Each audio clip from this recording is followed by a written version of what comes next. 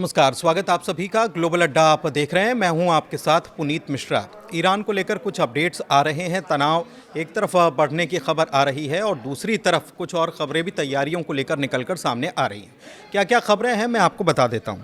दरअसल रिपोर्ट ये बता रही है कि ईरानी हथियार जो है वो दुनिया के सबसे ताकतवर हथियारों में से एक है और ट्रंप ने इसी वजह से ये आदेश कर दिया है कि अमेरिका का यानी USAF कैपेबिलिटीज़ जो हैं उनका पूरा इस्तेमाल किया जाए, जिसकी $100 बिलियन कीमत आंकी जाती है ईरान की बैलिस्टिक और न्यूक्लियर मिसाइलों और ड्रोन्स को तबाह करने के लिए। मतलब पूरी ताकत झोंक दी जाए अमेरिकी फोर्सेस की तरफ से, ये ऐसा कहा जा रहा है।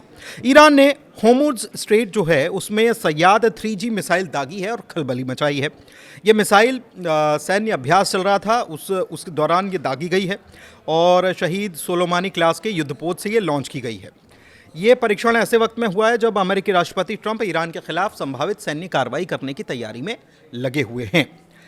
दूसरी तरफ एक बड़ी खबर ये है कि ईरान के जो सुप्रीम लीडर हैं अयातुल्ला अली खामनेई, उन्होंने पावर डिस्ट्रीब्यूशन करना शुरू कर दिया। क्या करना शुरू कर दिया? अनुभवी राजनेता और सुरक्षा प्रमुख जो हैं अली लारीजानी, आपको मालूम है, उनको कई अधिकार उनको सौंप दिए गए हैं क्योंकि तेहरान को देशव्यापी विरोध प्रदर्शन का सामना करना पड़ रहा है। अमेरिका इजराइल के साथ सैन्य टकराव के हालात भी बन रहे हैं, इसका खतरा भी बन रहा है। तो ऐसे में अयातुल्ला अली खामनेई ने पावर डिस्ट्रीब्यूशन करने का काम कर दिया है। इधर मिडिल ईस्ट की ओर अमेरिकी वायुसेना की बड़ी एयरलिफ्ट देखी गई है। रिपोर्ट्स के मुताबिक अमेरिकी वायुसेना ने रातों रात मिडिल ईस्ट में बड़े पैमाने पर एयरलिफ्ट ऑपरेशन अंजाम दिए हैं और इसे ईरान के साथ जारी तनाव के बीच महत्वपूर्ण सैन्य मूवमेंट माना जा रहा है। और भी बड़ी खबरें हैं। जिनेवा में देखिए, ये बड़ी खबर निकल कर आई है कि जिनेवा में जो बातचीत हुई थी, मीटिंग जो हुई थी, उसके बाद अचानक से आखिरकार ऐसा क्या हुआ जिसकी वजह से अब इतनी टेंशन बढ़ गई है और अमेरिका ईरान पर हमला करने की तैयारी कर रहा है। तो ये कहा गया कि जिनेवा में, अमेरिका की तरफ से कहा गया कि जिनेवा में हमने कुछ शर्तें रखी थी ईरान के सामने मीटिंग के दौरान और ईरान ने उससे इनकार कर दिया और इसीलिए अब उसके पास कम वक्त बचा है, या तो वो तैयार हो, नहीं तो हमले के लिए उसे हमले झेलने होंगे, उसे तैयारी करनी होगी। लेकिन इस बीच बड़ी बात यह है कि ईरान के विदेश मंत्री अब्बास अराक्ची जो हैं, उनकी तरफ से एक बड़ा बयान इस मामले में निकलकर सामने आ गया है और उन्होंने कहा है कि जिनेवा में अमेरिका ने ऐसी कोई शर्त, ऐसी कोई मांग रखी ही नहीं थी। टेंशन तेज क्यों? क्योंकि अमेरिका ने कहा कि ईरान को अपना यूरेनियम संवर्धन जीरो करना होगा। ये अमेरिका ने उस मीटिंग में कहने का दावा किया कि हमने उस मीटिंग में ये डिमांड रखी थी, ईरान ने मना कर दिया। लेकिन ईरान ने अब साफ कहा है, इस पर अब्बास अराक्ची जो हैं उन्होंने साफ कह दिया है कि हमारा संप्रभु अधिकार है यूरेनियम का संवर्धन करना, इसीलिए हम इसे नहीं कर सकते हैं। ईरान कह रहा है कि हमारा संप्रभु अधिकार है, बंद नहीं करने वाले। होर्मुज़ जो स्ट्रेट है उसमें पहली बार समंदर से छोड़े जाने वाली सयाद 3G मिसाइल का परीक्षण ईरान ने कर दिया। अब ये इसकी ताकत बार बार इसका नाम आ रहा है, तो इसकी ताकत क्या है इसके बारे में मैं आपको बता देता हूँ। इससे ईरान की नौसेना को लगभग 200 किलोमीटर तक हवाई सुरक्षा मिल जानी है इस मिसाइल के ज़रिए। ये मिसाइल क्या करती है? ये ज़मीन से आसमान में मार करने वाली मिसाइल है और ये करीब 65,000 फीट की ऊंचाई तक निशाना लगा सकती है और इसकी स्पीड बहुत ज़्यादा है, मतलब मैक 4 से भी ज़्यादा रफ्तार से ये उड़ती है। तो इसकी स्पीड है और इसका रेंज भी 200 किलोमीटर का है, मतलब 200 किलोमीटर के आसपास का क्षेत्र जो है इससे सुरक्षित हो जाता है। एक खबर और आ रही है कि ऐसे में जब अमेरिका तैनाती कर रहा है, उसका जो Gerald USS Gerald R Ford जो विमान वाहक पोत जो है वो आगे की तरफ बढ़ रहा है और मिडिल ईस्ट में एंटर भी कर चुका है। उस वक्त में खबर यह है कि चाइनीज़ एक एयरक्राफ्ट है, वो उसने उड़ान भरी है और उसमें ये कहा जा रहा है कि वो जा रहा है मिडिल ईस्ट की तरफ, ईरान की तरफ, जिसमें हथियार हैं, रडार हैं, ड्रोन हैं और एयर डिफेंस सिस्टम भी उसमें मौजूद है। तो ये सप्लाई करने के लिए जा रहा है, ऐसा कहा जा रहा है। अमेरिकी विशेष दूत जो हैं स्टीव विटकॉफ, उन्होंने एक बड़ी बात कही है। उन्होंने क्या कहा है कि ईरान के जो निर्वासित क्राउन प्रिंस हैं रेज़ा पहलवी, उनसे उन्होंने मुलाकात की थी। और ये मुलाकात क्यों की थी? क्योंकि ट्रंप ने उनको कहा था कि जाके मुलाकात कीजिए, इसलिए मुलाकात की थी।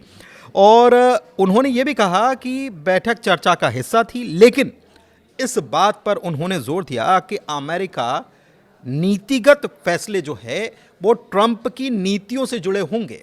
अमेरिका के मतलब ईरान में सत्ता परिवर्तन की बात चल रही है यहाँ पर कि रिजीम अगर बदला जाता है तो क्या रेज़ा पहलवी होंगे, तो नाराज़ चल रहे हैं डोनाल्ड ट्रंप, ऐसी खबरें आ रही थी।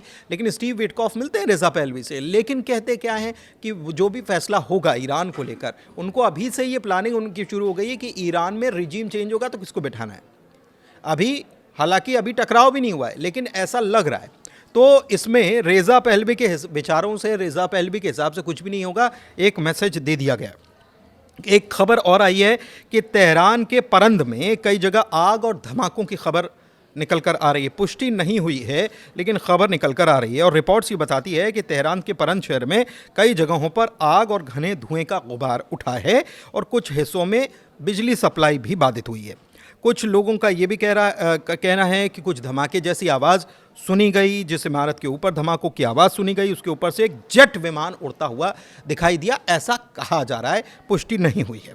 लेकिन नेतन्याहू की तरफ से जो बयान आया वो एक बड़ा बयान है, उसकी चर्चा करना ज़रूरी है। वो ये कह रहे हैं कि अगर यहूदी नहीं होते तो अमेरिका नाम की कोई चीज़ दुनिया में नहीं होती।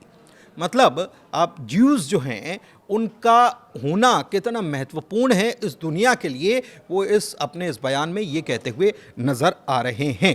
और वो ये भी कह रहे हैं कि हम अमेरिका को इस दुनिया में लाए हैं। और एक प्रकार से उनके इस बयान में अब अलग अलग तरीक़े से नेतन्याहू के इस बयान को देखा जा रहा है। कुछ लोग ये कह रहे हैं कि अमेरिका को एक प्रकार से वो चेतावनी और धमकी दे रहे हैं कि अगर हम आपको लेकर आए हैं तो हम आपको हटा भी सकते हैं, इतनी ताकत हम रखते हैं। एक चीज़ और है कि अमेरिकी इकोनॉमी में ज्यूज़ जो हैं उनकी बहुत बड़ी हिस्सेदारी है। तो क्या इसके ज़रिए एक चेतावनी अमेरिका तक पहुंचाने की कोशिश की जा रही है कि ईरान पर आपको हमला करना ही होगा? ये नेतन्याहू के बयान के क्या मायने हैं, इसको थोड़ा सा समझने की ज़रूरत है। कई इसके एस्पेक्ट्स हो सकते हैं। नेतन्याहू की धमकी की वजह से अमेरिका और ट्रंप इजराइल का इतना सपोर्ट करते हैं, इतनी बात मानते हैं, इसको लेकर क्वेश्चन मार्क करके लोग सवाल भी कर रहे हैं। अच्छा, इस बीच ये है कि ईरान, सऊदी अरब, इजिप्ट, जॉर्डन और लेबनान जो हैं उन्होंने माइक हकबी जो हैं उनके ग्रेटर इजराइल प्रोजेक्ट 2030 का ग्रेटर इजराइल प्रोजेक्ट है उसकी कड़ी निंदा की है। और उन्होंने इसकी मजम्मत करते हुए एक तैयारी भी शुरू कर दी है, ऐसी खबरें हैं। और कैसी तैयारी है? अरब के मुल्क जो हैं, ये सारे अरब मुल्क एक नया गठबंधन या गठजोड़, एक नया टाई अलाई जो है वो बनने जा रहे हैं, ऐसा माना जा रहा है। इस पर विचार शुरू कर दिया गया है, जिसमें ईरान होगा, रशिया होगा, चाइना होगा, ताकि वो अपनी सुरक्षा कर पाएँ। और ये धमकियां, और ख़ास तौर पर क्योंकि बात केवल ये नहीं है, ये जो बयान निकल कर सामने आया माइक हकबी का, और इसमें उन्होंने कहा कि 2030 तक इसराइल को ग्रेटर इसराइल कर लेना चाहिए और मिडिल ईस्ट को पूरा अपने काबू में ले लेना चाहिए 2030 तक। तो अगर उनका ये बयान है तो ये केवल ईरान को लेकर नहीं है, ये बयान जो है ये आसपास के मिडिल ईस्ट के जितने भी अरब मुल्क हैं उनको लेकर भी है। तो उनको भी अब ख़तरा महसूस होने लगा है, जिस खतरे के बारे में ईरान पहले से आगाह कर रहा था। इस बीच ट्रंप जो हैं, एक खबर और है, और ये खबर पुष्टि तो नहीं हुई है, लेकिन ट्रंप जो हैं वो एक बार फिर से जो हालात बन रहे हैं, जो खबरें निकलकर उन तक भी पहुंच रही हैं, तो एक बार फिर से उनको लग रहा है कि नेगोशिएशन कर लेना चाहिए, बातचीत कर लेना चाहिए, बैठक कर लेना चाहिए, बजाय कि मिलिट्री कॉन्फ्लिक्ट हो, मतलब कि सैन्य टकराव हो, उसके बजाय बातचीत कर लेना चाहिए। क्यों कर लेना चाहिए? क्योंकि अमेरिका के अरब के साथ जो ताल्लुकात हैं, कहीं उस पर इसका असर ना हो जाए, इस बात की चिंता भी है उनको कि ऐसा ना हो कि असर हो जाए। क्योंकि पीट हेग्सेथ जो हैं वो कह रहे हैं कि ईरान और अमेरिका के बीच में जो वॉर छिड़ता है तो अमेरिका के इससे हित प्रभावित होंगे, डॉलर पर इसका विपरीत असर होगा और दुनिया को करीब 24 ट्रिलियन ग्लोबल लॉस उठाना पड़ेगा। ये उन्होंने $24 ट्रिलियन का लॉस उठाना पड़ेगा, नुकसान उठाना पड़ेगा इस युद्ध के बाद।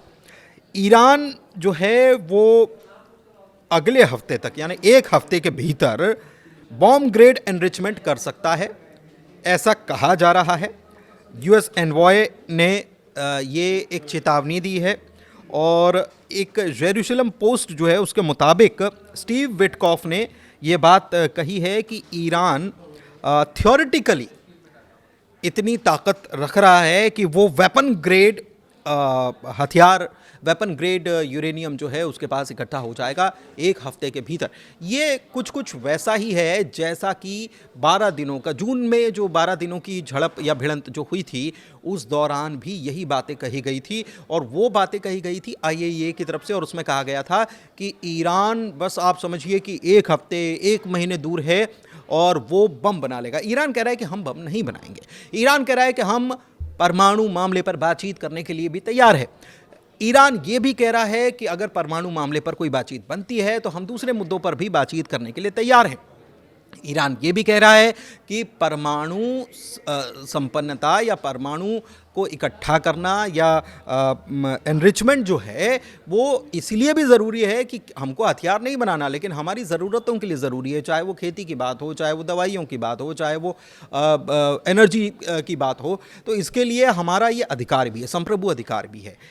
इस बीच अमेरिका की तरफ से एक बार फिर से इसी प्रकार का ये बयान जो है ये सामने आ रहा है। तो आपको क्या लगता है कि क्या अमेरिका एक्शन लेगा या फिर डोनाल्ड ट्रंप की जो चिंता है कि अमेरिका और अरब के रिश्ते में दरार पड़ जाएगी अगर ऐसा हुआ और दुनिया के ऊपर एक भारी भरकम बोझ आने वाला है इस युद्ध के बाद, $24 ट्रिलियन का नुकसान दुनिया को उठाना पड़ सकता है क्योंकि तेल की कीमतें, जाहिर सी बात है कि तेल की कीमतें इससे बढ़ने वाली हैं। ईरान झुक नहीं रहा है। ईरान साफ तौर पर कह चुका है कि हम किसी के सामने सर नहीं झुकाएंगे। उसने ये भी कह दिया है कि होर्मुज़ जो है हम उसको ब्लॉक कर देंगे। ईरान केवल अकेला नहीं है, ईरान के साथ कई सारे मुल्क भी खड़े हुए हैं। चाहे वो चाइना की बात करें, चाइना कुछ सपोर्ट भी भेज रहा है, चाइना की तरफ से कुछ इमेजेस भी भेजी गई हैं। ऐसी खबर निकलकर सामने आ रही है कि चाइना ने कुछ सैटेलाइट इमेज जारी की है। दूसरी तरफ रशिया की तरफ से सैन्य साजो सामान पहले ही सप्लाई हो चुका है, चाहे S-400 की बात हो या दूसरे एयरक्राफ्ट की या जेट्स की बात हो। इसके अलावा यमन में हूथी जो हैं उन्होंने भी साफ तौर पर कह दिया है कि अगर अमेरिका नहीं मानता है तो हम अपना टारगेट सेट करके बैठे हैं कि हमको क्या करना है लाल सागर में। तो ऐसे में व्यापार प्रभावित होगा, व्यापार प्रभावित होगा तो जाहिर सी बात है कि दुनिया पर इसका असर पड़ने वाला है। इसीलिए हम भी ये कह रहे हैं कि दुआ कीजिए कि ये युद्ध की नौबत ना आए और बातचीत से पूरा मसला हल हो जाए। ईरान भी यही कह रहा है। कुल मिलाकर आज के अपडेट में इतना ही। मुझे दीजिए इजाज़त। ग्लोबल अड्डा को प्यार देते रहिए। बहुत शुक्रिया।